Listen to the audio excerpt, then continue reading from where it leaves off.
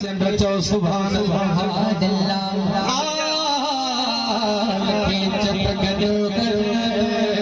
भले मैदान में अचने लखे चट गदो भले मैदान में अचने लखे चट गदो कजने भले मैदान में अचने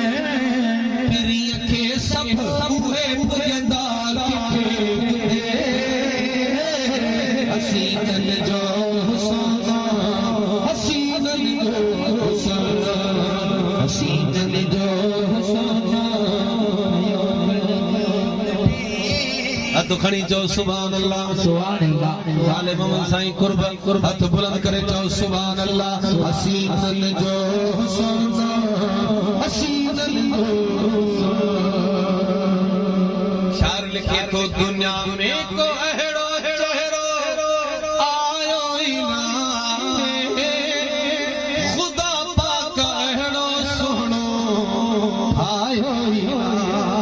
बेशक सुभान अल्लाह यो की दुआ है हथ खड़ी चो सुभान अल्लाह दुनिया में को अहड़ो चेहरो आयो ही ना खुदा पाक अहड़ो सुनो आयो ही ना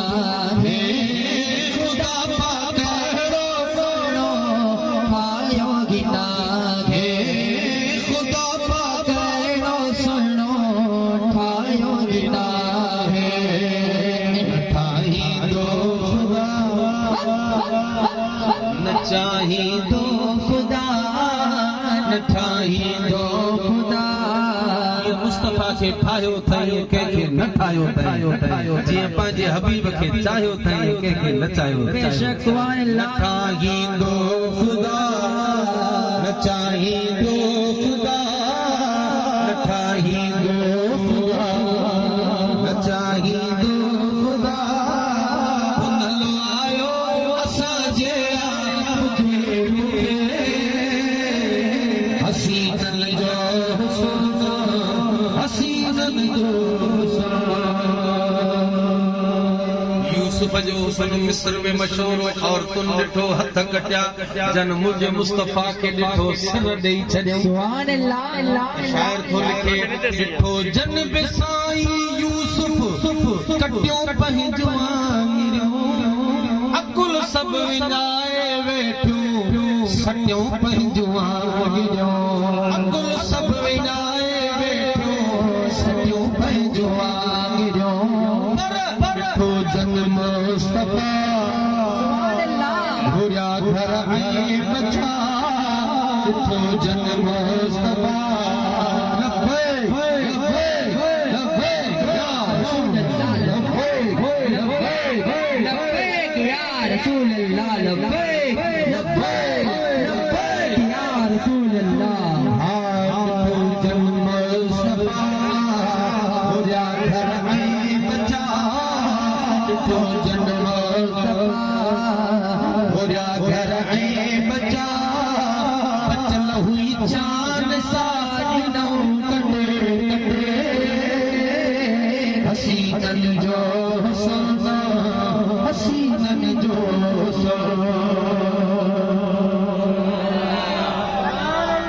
जान वारा त पंहिंजी जाइ ते पर बेजान शयुनि में हुजूर सां मोहब्बत कई सुभान अल्लाह थोड़ो खजी जो आलिम ॿुधाईंदा आहिनि ॿुधाइनि था त ॾिसो थोड़ो खजी जो लड़ियूं करे आका जे अॻियां सदका भरे पियो आका जे अॻियां सदका भरे पियो मुखा थी न परे नथी मोहजी सरे मुखा थी न परे नथी मोहजी सरे जहर बाबा तो सा कटे कटे हसीनन जो हुस्न हसीनन जो हुस्न हसीनन जो हुस्न